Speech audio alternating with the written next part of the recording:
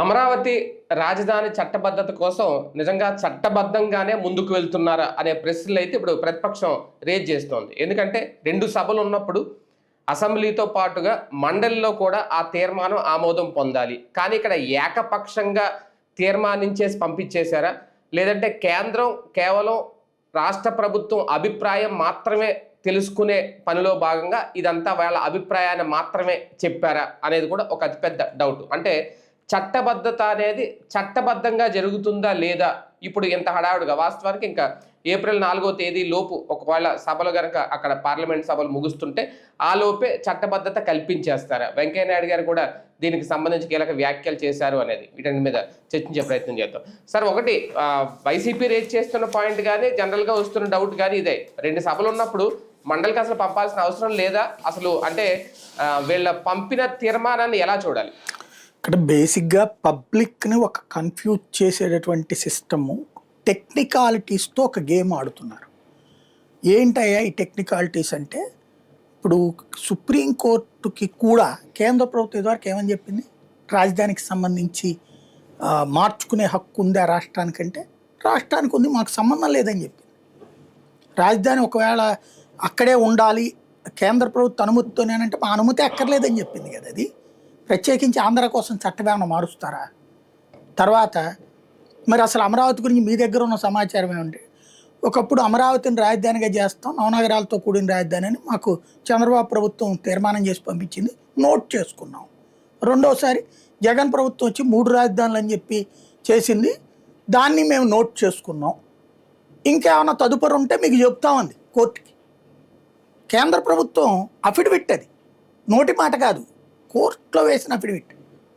ఇప్పుడు వీళ్ళు చెప్పేది ఏంటి, టెక్నికల్గా విభజన చట్టానికి సంబంధించినటువంటి దాని ప్రకారం రాష్ట్రాన్ని విభజించినటువంటి సందర్భంలో ఆంధ్రప్రదేశ్ రీఆర్గనైజేషన్ యాక్ట్ అన్నారు, తెలంగాణ యాక్ట్ అనలా. తెలంగాణ ఏర్పాటుకి ఆంధ్రప్రదేశ్ పునర్వ్యవస్థీకరణ చట్టం అని తెచ్చారు. ఎందుకని? అక్కడే టెక్నికల్ పాయింట్ ఉంది. కొత్త రాష్ట్ర ఏర్పాటు కావాలంటే కనుక 2/3 మెజారిటీ కావాలి. అలా కాకుండా రాష్ట్ర పునర్వ్యవస్థీకరణ ఆల్రెడీ ఒకసారి రాష్ట్రాన్ని 2 ప్రాంతాలు కలిపి ఏర్పాటు చేశారు కాబట్టి దాన్ని విడదీయడం అనే ఒక టెక్నికల్ పాయింట్ ఆధారంగా విడదీసేశారు. అంతకుముందు మీకు గుర్తుంది కదా, లగడపాటి రాజగోపాల్, ఉండవల్లి అరుణ్ కుమార్ వీళ్ళందరూ సుప్రీంకోర్టులో కేసులు వేశారు. రాజ్యాంగబద్ధత ఎక్కడ, ఆర్టికల్ 3 ప్రకారం ఇది జోనల్ వ్యవస్థ ఉన్నది, జోనల్ వ్యవస్థ ఉండగా రాష్ట్రపతి అనుమతి లేకుండా విడదీయడానికి వీల్లేదు, టెక్నికల్గా అయితే రాష్ట్రాన్ని విడదీసే హక్కు కేంద్ర ప్రభుత్వానికి లేదు, ఇవన్నీ చెప్పారు కదా. రాజ్యాంగం ప్రకారం అది రాజ్యాంగ సవరణ చేయకుండా విడదీయలేరు, ఎవ్వడు ఏం పీకలేడు అని చెప్పి దానికోసం రాజీనామా కూడా చేసాడు కదా లగడపాటి రాజగోపాల్. అందులో ఫెయిల్ అయ్యాక ఉండవల్లి అప్పటి నుంచి శాంతం పక్కెళ్ళిపోయారు కదా, రాజకీయాలు వదిలేసేసి. అంటే చెయ్యాలి అనుకుంటే ఏమైనా చేయొచ్చు ప్రభుత్వాలు, అట్లా విడదీసేశారు కదా. ఇప్పుడు ఆ విభజన చట్టంలో రాయబడినటువంటిది హైదరాబాద్ ఉమ్మడి క్యాపిటల్గా 10 సంవత్సరాలు ఉంది, ఆ తర్వాత ఆంధ్రప్రదేశ్ రాజధానిని ఏర్పాటు చేసుకుంటుంది అని ఉంది. కాబట్టి అలాగ ఏర్పాటు చేసుకోమని ఉంది కాబట్టి అమరావతి అనే ప్రాంతాన్ని రాజధానిగా ఆంధ్రప్రదేశ్ ఏర్పాటు చేసుకుంది అని విభజన చట్టంలో యాడ్ చేయమంటున్నారు, నోట్ చేయమంటున్నారు. అంతే. ఎందుకు అంటే నగరం ఏర్పాటు అనేటటువంటిది డిఫరెంట్, రాజధాని ఏర్పాటు అనేది డిఫరెంట్. ఇక్కడ ప్రజల్ని మోసం చేస్తున్నారు వీళ్ళు. రాజధాని ఏర్పాటు అంటే ఫస్ట్ ఒక రాజధాని పుట్టాలి కదా. ఇక్కడ ఏడ పుట్టింది? 29 గ్రామాలు అనేటటువంటిది సీడ్ క్యాపిటల్ ఏరియా, రాజధాని ప్రాంతపు భవనాలు ఉండే ప్రదేశం. హైదరాబాద్, బెంగళూరు, చెన్నై ఎక్కడి నుంచి ఎక్కడి దాకా జ్యూరిస్డిక్షన్ ఉంది కదా, దానికి ఒక సపరేట్ పిన్ కోడ్ ఉంది కదా. ఇప్పుడు అమరావతికి కావాలంటే విజయవాడ, గుంటూరుని కలపాలి అంటే ముందు విజయవాడ కార్పొరేషన్ రద్దు చేయాలా, గుంటూరు కార్పొరేషన్ రద్దు చేయాలా, తెనాలి మున్సిపాలిటీ రద్దు చేయాలి, మంగళగిరి మున్సిపాలిటీ రద్దు చేయాలి, ఈ మధ్యలో ఉన్నటువంటి గ్రామాల పంచాయతీలు రద్దు చేయాలి. వీటన్నిటినీ ఒకటిగా ఒక నగరం కిందన అనౌన్స్ చేస్తూ ఒక చట్టం తేవాలి కదా ముందు. ఆంధ్రప్రదేశ్ అసెంబ్లీలో జరగాలంటే ఇప్పుడు మీరు చెప్పిన అన్ని చేయాలి. మరి అదే కదా రాజధాని అంటే, అది కదా. నువ్వు ఎన్నిటి విలీనం చేస్తా రావాలి అంటే ఈ తీర్మానం సరిపోతుంది అంతే. ఎట్లా సరిపోతుంది? అప్పుడు ఇది సరిపోతుంది నోట్ చేయడానికి, ఉమ్మడి రాజధాని ప్లేస్ నోట్ చేయడానికి సరిపోతుంది అంతే, రాయడానికి పనికి వస్తుంది. అది ఇక్కడ డబ్బులు భూములు ఇచ్చేటటువంటి రైతులకి సాటిస్ఫై చేయడానికి ఎవడు పీకలేడు, మన రాజధాని ఎవడు కదిలించలేడు అనేటటువంటి నమ్మకాన్ని కలిగించడానికి అంతే తప్పించి రాజధాని అభివృద్ధికి కాదు.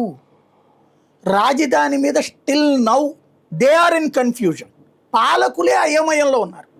ఆ రోజున రాష్ట్ర విభజన జరగదని మనలందరినీ నమ్మించి మోసం చేశారు 2004, 2009లో కూడా. ఇదే తెలుగుదేశం, ఇదే కాంగ్రెస్ పార్టీ, ఇప్పుడు వైసీపీ ఉందనుకో, అప్పుడు కాంగ్రెస్ నాయకులు ఏమని మోసం చేశారు? ఇందాక నేను చెప్పినటువంటిది, సాధ్యమే కాదు అన్నటువంటి. ఇప్పుడు కూడా ఏమని చెప్తున్నారు ఇక్కడ? విభజన తర్వాత అమరావతి ఏర్పడిపోయినట్టు రాజధాని. మీరు ఒక్కసారి అసలు మనందరం మనుషులము ఆలోచిస్తున్నాం కదా, అన్నం తింటున్నాం కదా రోజు. అమరావతి అన్న పేరు ఎప్పటి నుంచి వచ్చిందండి?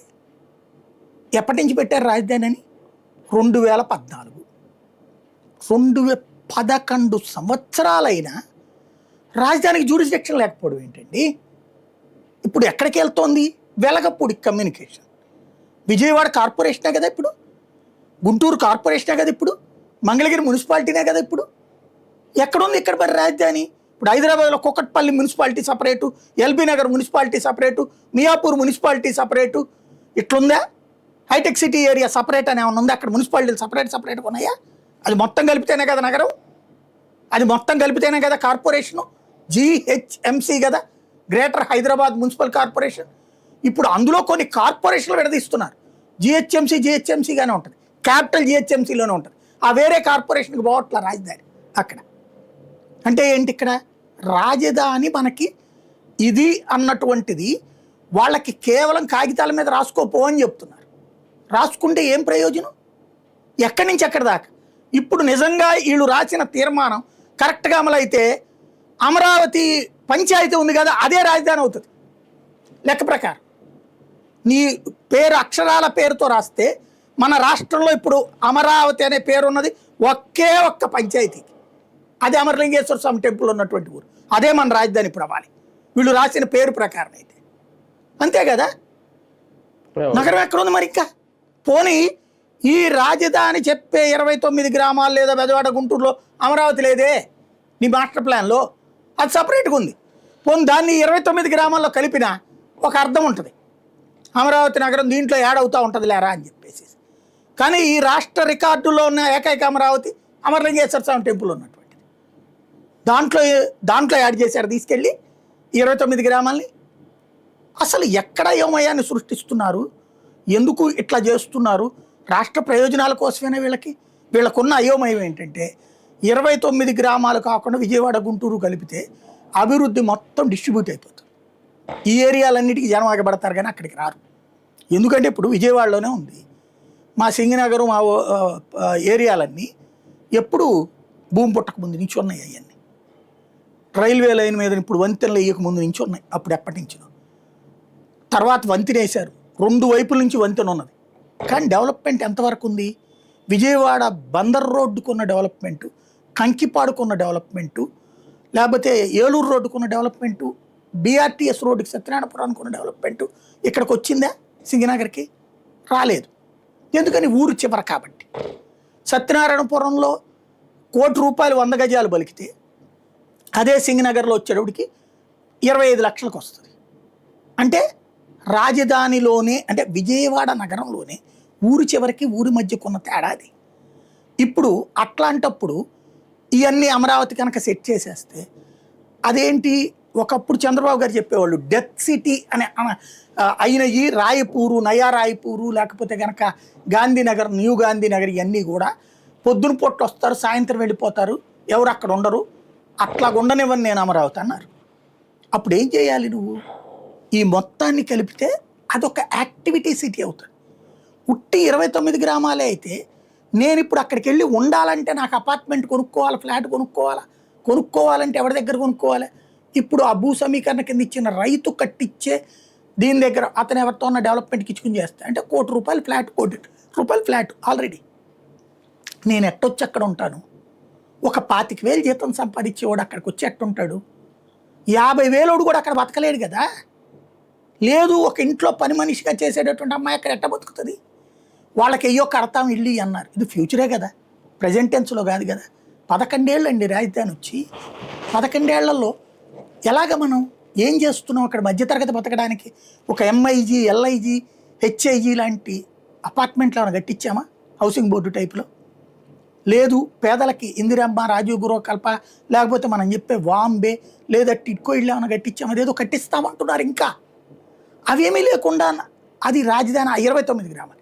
అదే ఇవన్నీ కలిపేశారనుకోండి, ఇంకెవరిని అడగక్కర్లేదు కదా, అందరం బతుకుతుంటారు కదా. ఇప్పుడు అక్కడికి ఏమిటి వెళ్తున్నారు? సచివాలయంలో పనిచేసే ఉద్యోగులు ఎవరన్నా 29 గ్రామాల్లో ఉంటున్నారా? అందరూ బెజవాడలో, గుంటూరులో ఉంటారు, లేకపోతే మంగళగిరిలో ఉంటారు. ఇంకా అప్పుడు క్యాపిటల్ ఎట్లా డెవలప్ అవుతుంది? అది అలా డెవలప్. టెక్నికాలిటీస్ కి దీనికి ఏమైనా సంబంధం ఉందా సార్? పెద్ద టెక్నికాలిటీ అదే కదా. నువ్వు ఇచ్చేటప్పుడు రాజధాని ఇదిగో అనేది ఏంటో చెప్పకుండా రాజధాని రాసుకోపో అంటే ఎట్లా?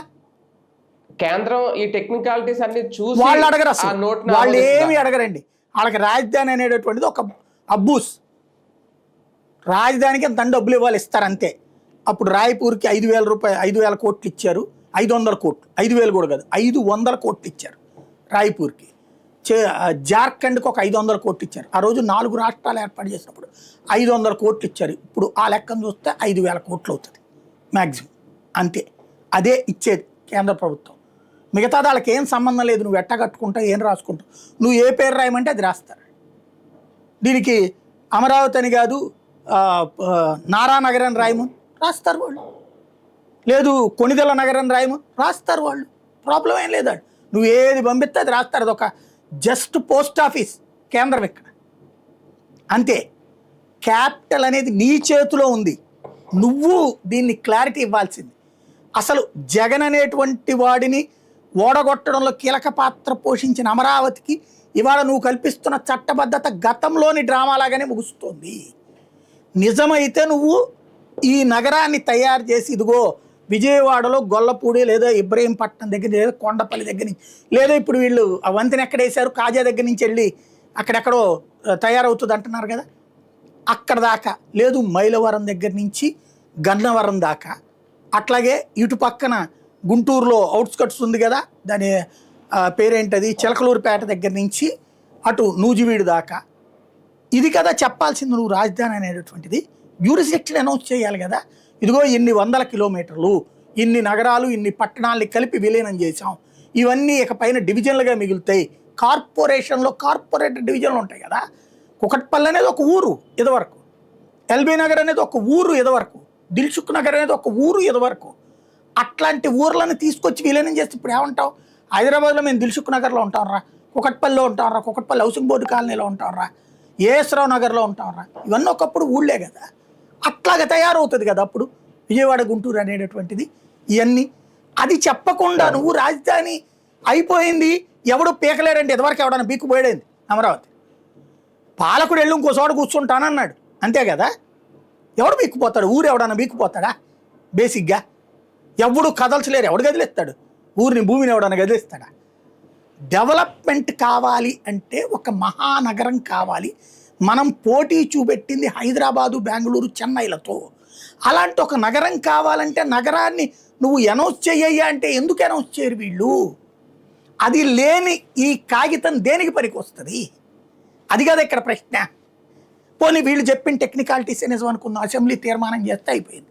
ఏమిది వరకు రాజధాని రాష్ట్ర విభజన వద్దని చెప్పి తీర్మానం చేయలేదు మనం, ప్రత్యేక హోదా కావాలని తీర్మానం చేయలేదు మనం, చేశాం కదా. ఇవన్నీ ఏమైనా తీర్మానంతో అయిపోయిందా? లేదా ఒకప్పుడు తీర్మానం చేసి కలిపిందే కదా హైదరాబాదు, ఆంధ్రప్రదేశ్, విడిపోలేదా?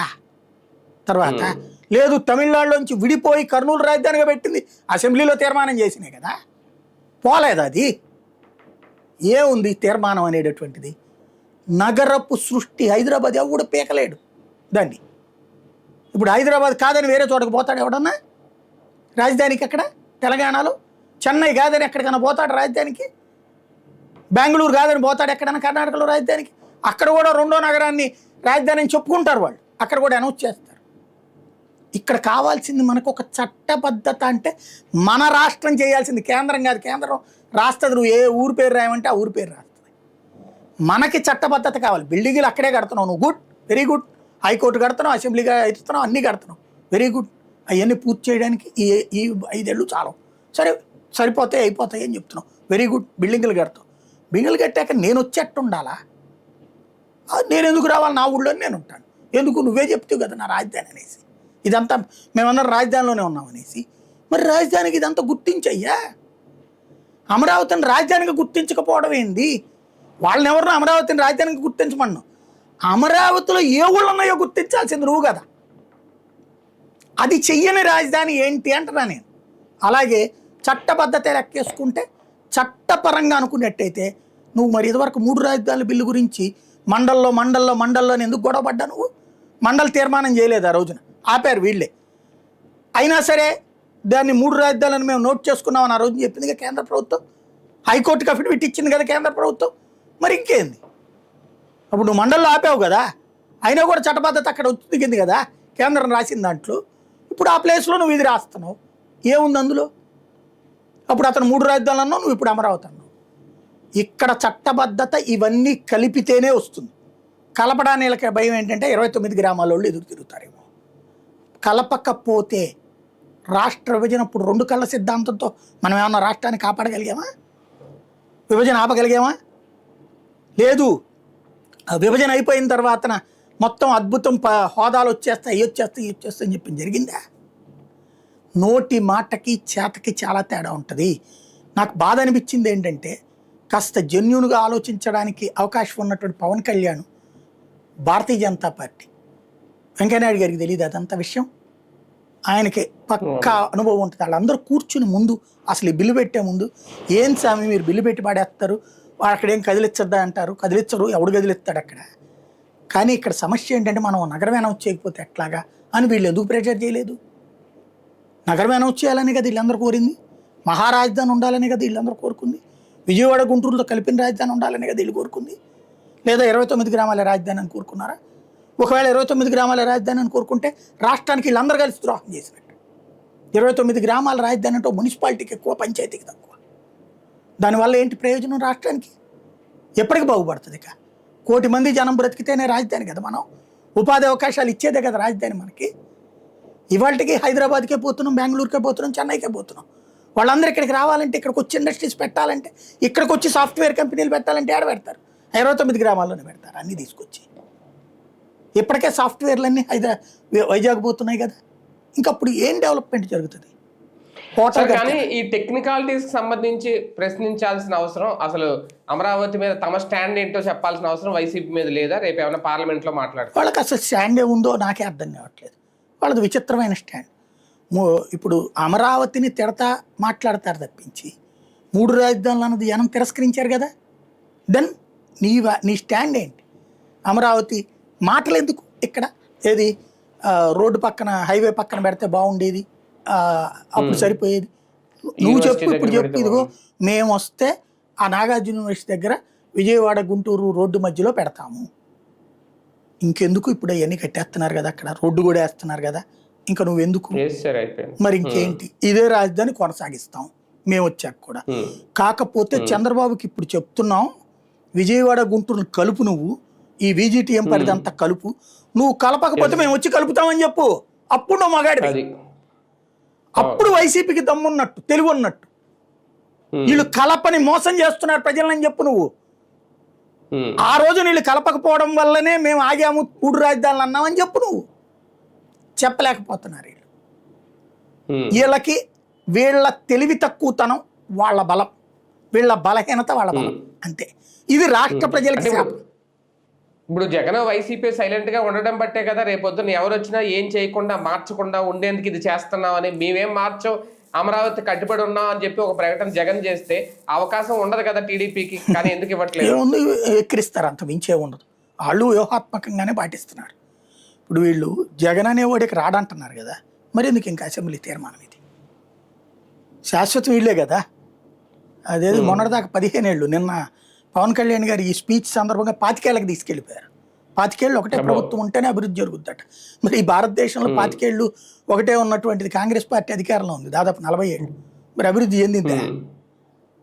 ఇక్కడ పాలకుడిని బట్టి ఉంటుంది తప్పించి ప్రభుత్వం ఏళ్ల తరబడి ఉంటే కాదు అని తెలీదా?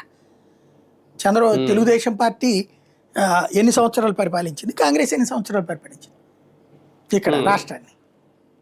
పరిపాలనలో ఎవరు లెక్కలు ఆడుకుంటాయో, లేకపోతే 25 ఏళ్ళు ఒకళ్ళే ఉంటారు అధికారంలోకి. ఆయన నిన్న 25 ఏళ్ళు చేశాడు, ఇప్పుడు దాని రూట్ మార్చాడు ఆయన. 25 సంవత్సరాలు ఒకళ్ళు, అంటే ఒక తరం స్థిరంగా ఉంటే జరుగుద్దట అభివృద్ధి. కాంగ్రెస్ ఒక తరం ఏంది, 3 తరాలు స్థిరంగా ఉంది ఆంధ్రప్రదేశ్లో. 82లో తెలుగుదేశం పెట్టేదాకా స్థిరంగానే ఉంది కదా, మరి ఎందుకు అభివృద్ధి జరగలేదు? తెలుగుదేశం వచ్చాక ఎందుకు రాష్ట్రం విడిపోయింది?